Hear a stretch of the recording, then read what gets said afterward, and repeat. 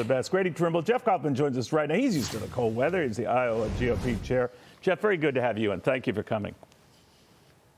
Pleasure to be here, Neil. What effect would that, the snowstorm is before, obviously, the voting next week, but the cold weather is not.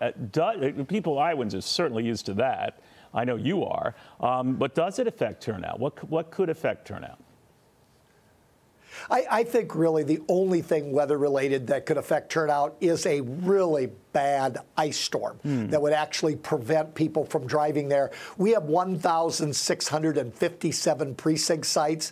Nobody has to travel a long ways to get to those caucuses.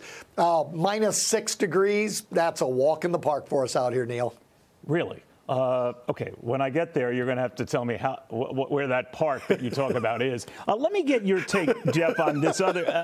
Help me with this. I've heard that Democrats in your state can register as a Republican on caucus night and might be able to caucus for somebody other than Donald Trump. And if you were interested in doing that just to sort of mix things up, zing Donald Trump, how true is that? What does the state say about that?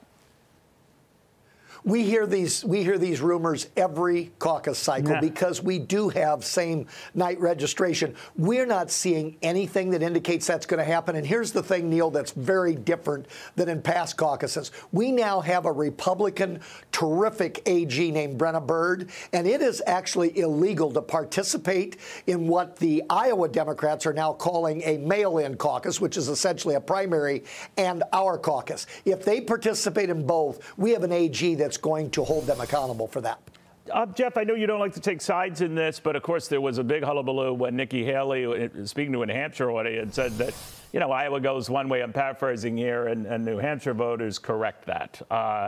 She said that it was meant in good fun, that there's competition between the two states. She was really referring to the prospect of Donald Trump maybe winning the state and that New Hampshire would reverse that. But as an Iowan, did you take offense to that?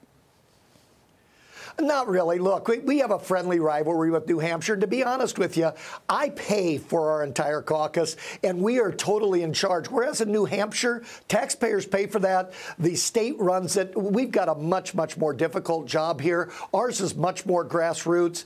Ultimately, all four of the carve-outs, New Hampshire, South Carolina, Nevada, and Iowa, we're all supposed to provide an even playing field of neutrality. And I don't think any of us pick presidents. I think Ambassador Haley was joking about that, and I know my friends in New Hampshire know that they're not as important as they may seem sometimes. No, I just wanted to see a nasty food fight between you two, but it didn't work. You beat me to the punch.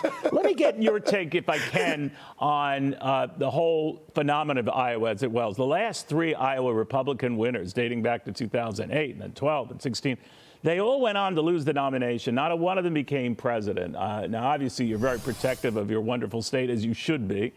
But do you worry about that it's not quite the barometer that it used to be? Not at all, Neil. 43% of the time, the winner of the Iowa caucus has gone on to be the nominee. We are not supposed to pick the next president. Why would you need the other 55 contests? What we're supposed to do is provide an even playing field. That's why I'm neutral and the party is neutral here. And we're supposed to kick the tires and then, through journalists like yourself, share all of that with the rest of the country. You don't want Iowa to be 100% predictive. This is exactly why we're supposed to do. That's why the RNC gives us this honor. All right. Look forward to seeing you in the flesh, Jeff. Thank you again.